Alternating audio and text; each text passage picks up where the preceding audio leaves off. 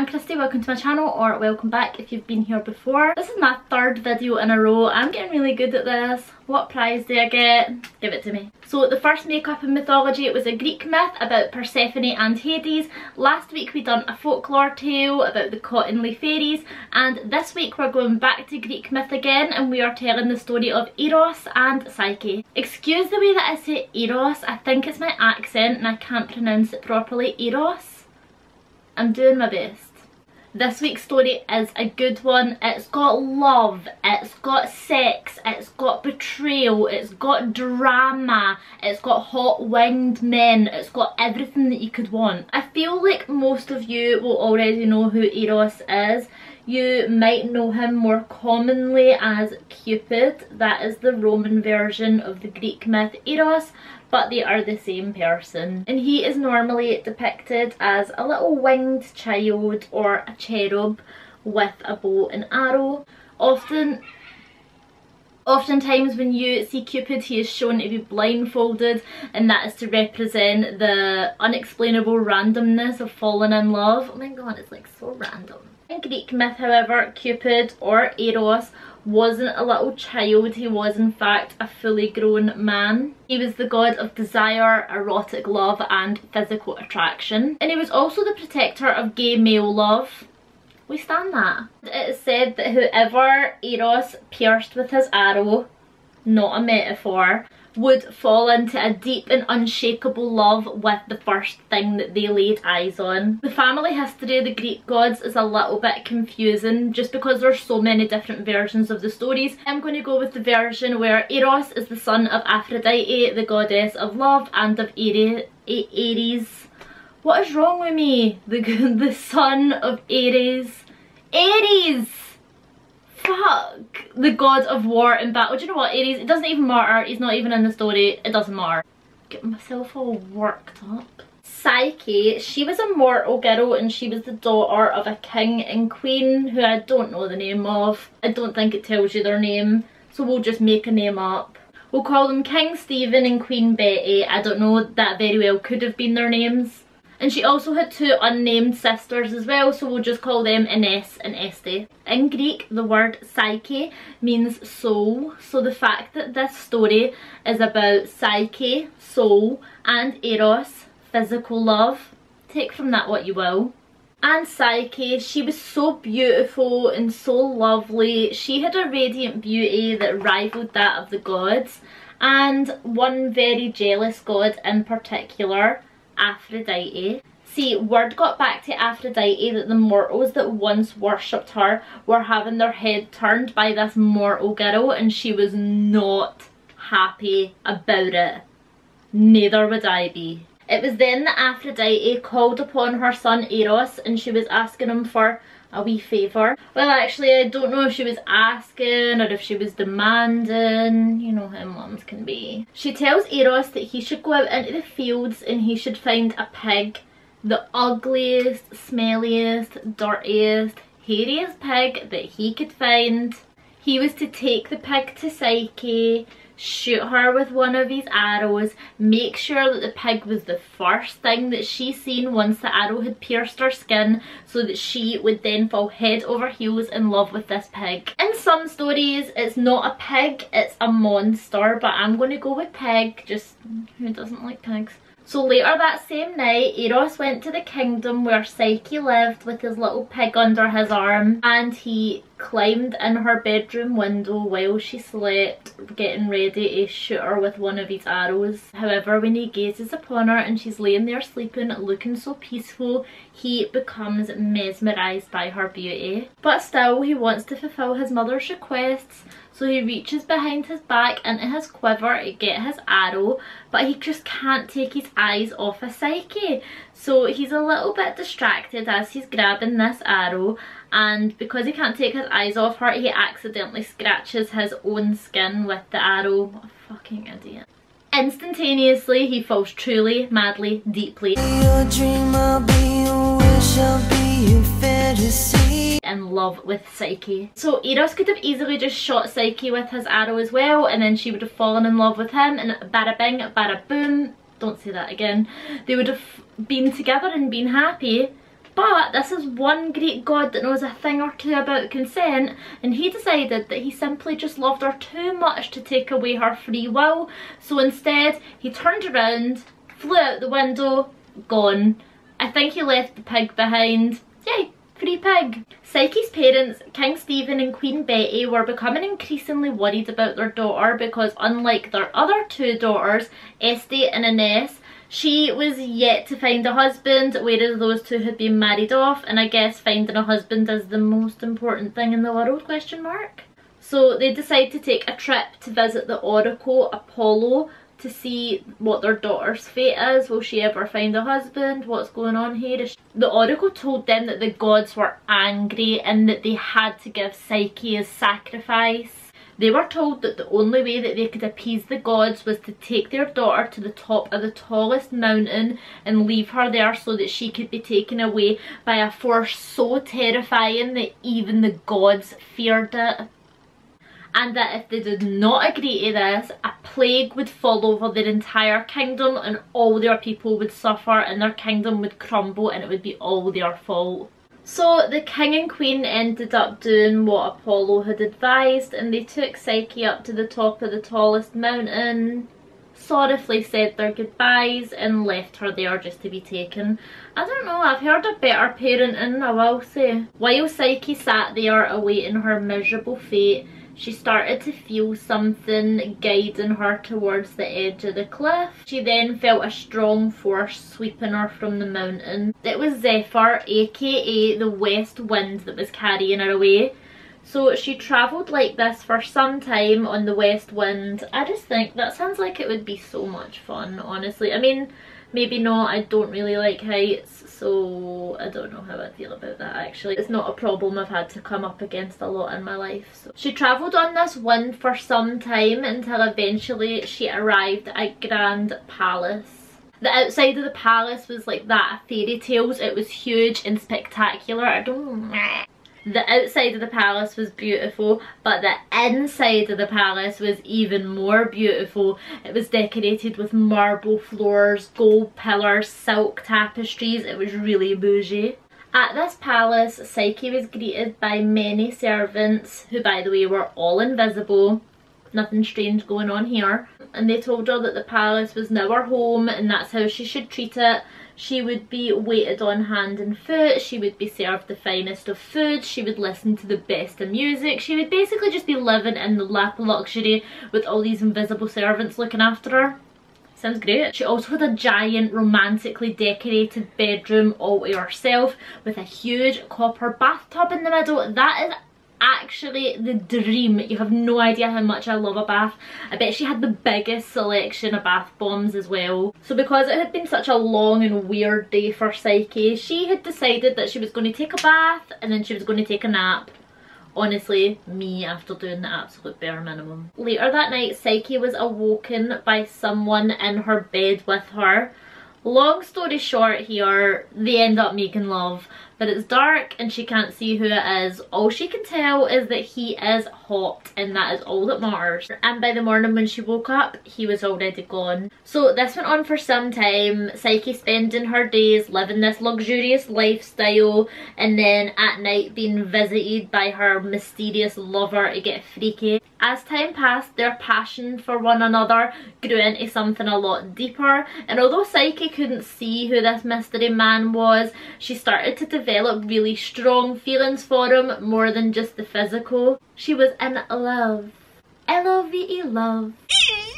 It was only a matter of time, what with all the sex that they were having, and as we know in Greek mythology, everybody is like ridiculously fertile. Psyche ended up falling pregnant. She did want to see the face of the man who she was in love with and was now her husband and was about to be the father of her child.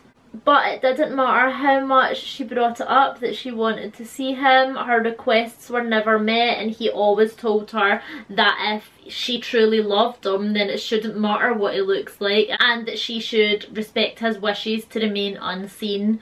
I can tell you right now that would not stand with me. I'd be like, fucking show yourself, you freak. This is probably why a god wouldn't sweep me away to be their bride.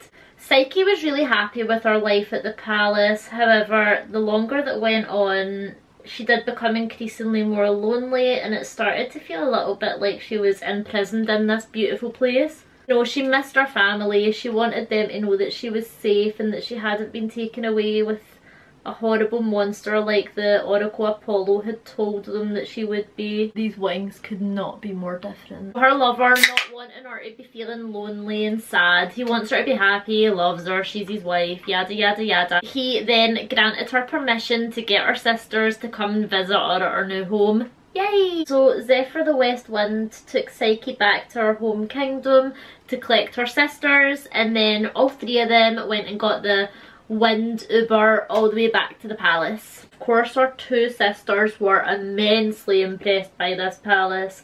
They themselves came from a very wealthy kingdom, but they'd never seen anything as grand as this before.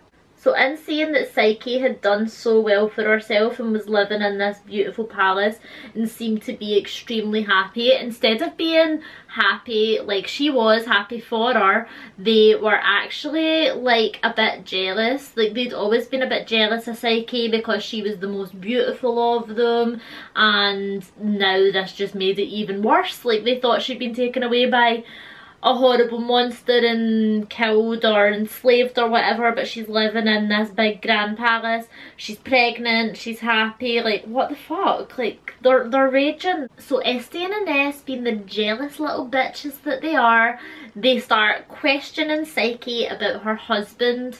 So she tells them that he's a beautiful youth and he takes care of her and he hunts a lot during the day and they have like great sex at night time, but they're still trying to find like holes in this, and they're pressing to find out what he looks like. And of course Psyche can't answer this question because she doesn't know what he looks like. I mean, that is like kind of like a big problem in your relationship, but whatever, they were making it work. So when they find out that Psyche has never actually seen her husband before, they are absolutely delighted, because they're like, well, don't you remember that the Oracle Apollo says that you would be taken away by a monster so fierce and so powerful that even the gods are scared of it, and like now he won't show you his face, he must be a hideous evil monster. And at first Psyche's like, no, like he's not, like, but the seed of doubt is already planted because, I mean, yeah.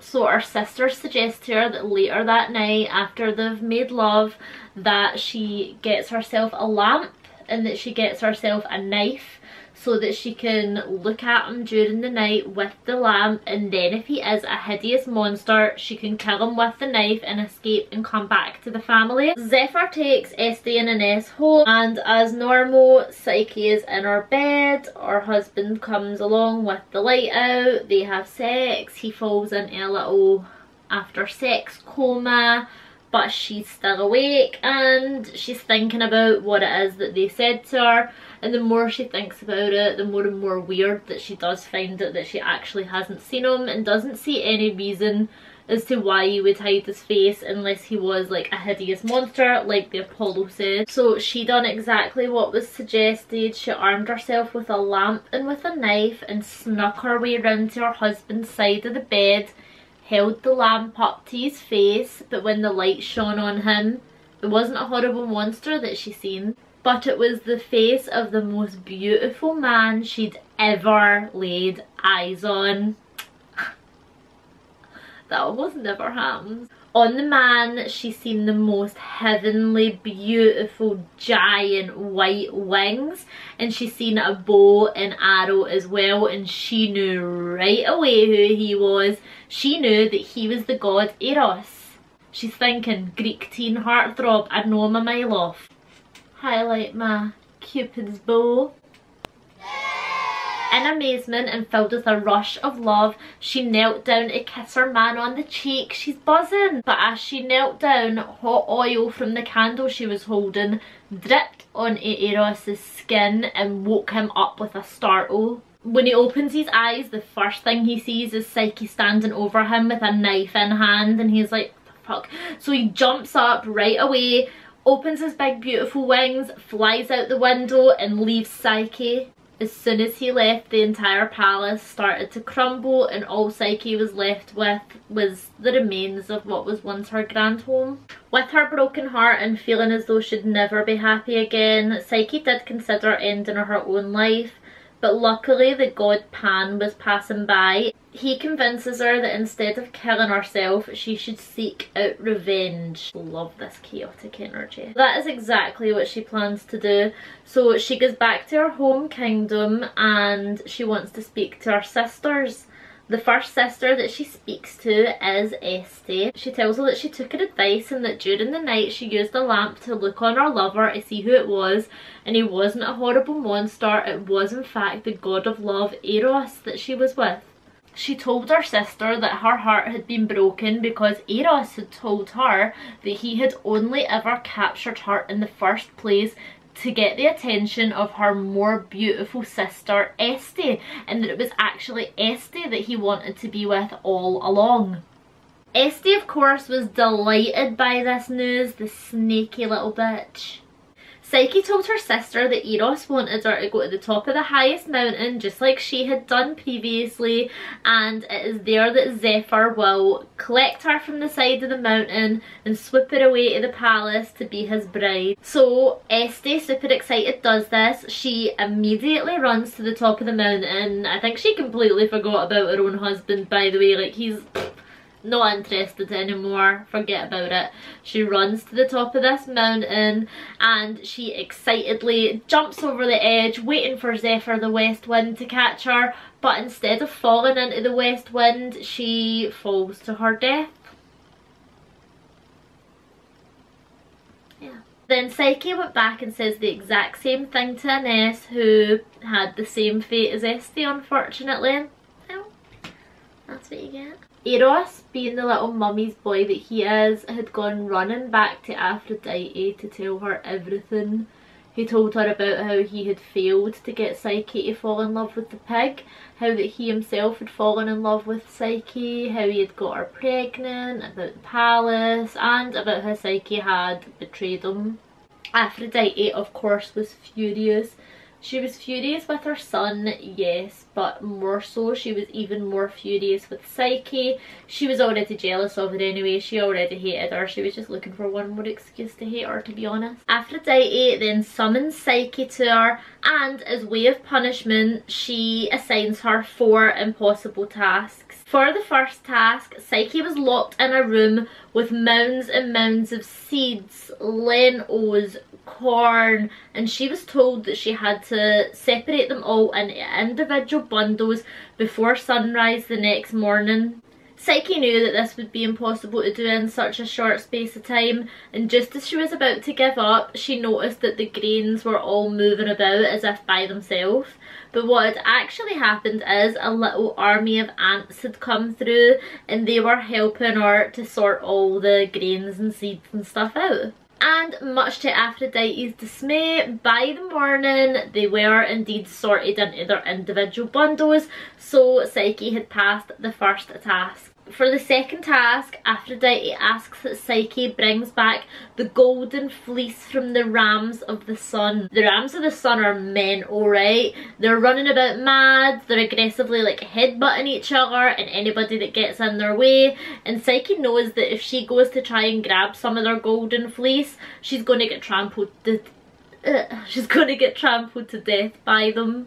This time it isn't the ants that come to her rescue, but it is the reeds down by the river that call on her, and they tell her that if she waits until nightfall, the rams will leave the field, and when they are going home, their fleece will get caught in the bushes and brambles as they're passing by, and she'll be able to go and pick the golden fleece out of the bushes and brambles. And that's exactly what she does, so she returns to Aphrodite with a big mound of golden fleece from the rams of the sun, and Aphrodite is fuming. The next task was even more dangerous than the last one, because Aphrodite asked that Psyche fill up a jug of water from the river Styx. The river Styx is treacherous for a mortal to go near because it divides the underworld and the living world, and that's how people get across to the underworld, because they cross. so it's guarded by snakes and horrible creatures. And listen, Psyche knows if she tries to go near this river, she is gonna die. There is no way around it. So Zeus, the big man, sees her struggling and always wanting to help a fair maiden, sends down one of his egos to collect the water for her and put it in the jug, and so that boom, she's completed the third task. Amazing. Ready for the fourth, let's go. But the fourth task was the worst of them all. Aphrodite handed Psyche a box and said to her, I want you to go down to the underworld and ask Queen Persephone for some of her special beauty cream, put it in the box and bring it back to me. Psyche knew for sure that this was impossible. There is absolutely no way that a mortal can go down into the underworld and make it out alive. It is completely undoable. She decides that she can no longer take this anymore. She feels defeated and she goes up to the top of the tallest tower and decides that she's going to throw herself off it and end her life. Just before she can jump, the tower speaks to her and it tells her, no, you can go to the underworld and I'll tell you exactly what you need to do to go down to the underworld and make it back alive. The tower tells her that she will need to take 2 coins with her to pay the ferryman, Sharon or Sharon. I might be pronouncing that horribly. Anyway, he's the one who takes souls across the river Styx to the underworld. And she would also need 2 cakes to distract Cerberus, the 3-headed dog. She would need 1 cake for when she was going into the underworld to distract him, and another cake for when she was going out of the underworld to distract him so that she could get back home again. The tower warns her that when she's in the underworld, she will be asked 3 times by 3 different people if they can help her, and she must harden her heart and she must say no. Under no circumstances is she to help them. If she does, she will not return. And the last piece of advice that the tower tells her is that she absolutely must not, under any circumstances, open that box.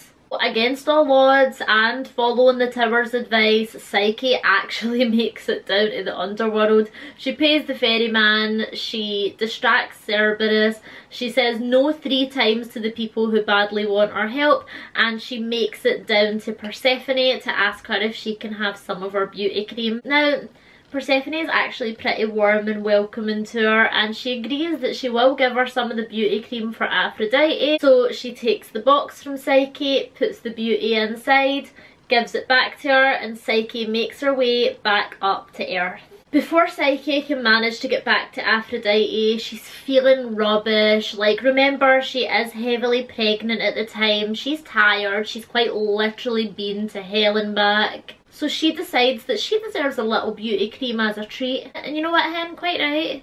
But when she opened the box, the beauty that she was presented with was the beauty of death. The end. Over this time, Eros's bruised ego had finally healed. He realised how much he missed his wife, how much he wanted to be with her, and how in love with her he still was. So when he seen her laying dead on the ground, he was devastated, and he swooped down as fast as he could. He took Psyche in his arms, like this maybe, and on her lips he planted true love's kiss, which woke her up from her death/sleep. Yay! The couple wanted to be together forever. They were over the drama. They didn't want any more rubbish from the mother-in-law from hell. They didn't want any like secrets and not being able to see each other. They just wanted to live together eternally. So Eros took Psyche up to Mount Olympus and he called a meeting with the gods where he requested that Psyche be turned into an immortal so that she could be with him forever, and he also begged of his mother that she would accept Psyche as one of their own. It was then that Zeus, king of the gods, told Aphrodite that she didn't have to worry about someone taking her place, and no one mortal or immortal could replace the great Aphrodite. And in hearing this softened Aphrodite a bit, and like she knew that she was the shit, and like, you know, whatever, like bygones be bygones, okay, we'll be a happy family, cool. So Zeus must have been feeling pretty generous, or maybe he was just like impressed by all the tasks that Psyche had completed, but he decided that yes, he would grant the couple's wish and he would make her immortal. So he gave her some ambrosia to drink, which is the drink of the gods, which makes you immortal. And he also gifted her with some beautiful butterfly wings so that her and her lover could fly together. Psyche was now the goddess of the soul, and to make things even better and to give this story an even happier ending, she then gave birth to hers and Eros's daughter Hedone. Again, I might be butchering this name. And she was to be the goddess of pleasure, enjoyment and delight. And that is the story of Eros and Psyche. I really hope that you've enjoyed it. I love this story so much, honestly, and when I was reading up on it so that I could do this video, there is so many different versions of it and so many retellings of it and so many meanings behind it and stuff. So if you have found it interesting, I do recommend that you like do some googling and like look some stuff up for yourself, because honestly like what I have told like doesn't even like touch the surface of the story. I like it as well because I think it's really obvious that so many modern fairy tales have been inspired by the story. Like I think in there like you can definitely see like Beauty and the Beast, you can see a little bit of Snow White, you can see Cinderella. I think like probably like a lot of fairy tales were inspired by this. I hope that you've enjoyed this video. I feel like it's probably going to be really long, so if you've stayed till the end then thank you. Enjoy the rest of your day. Subscribe if you want to see more videos, and that's it. Bye!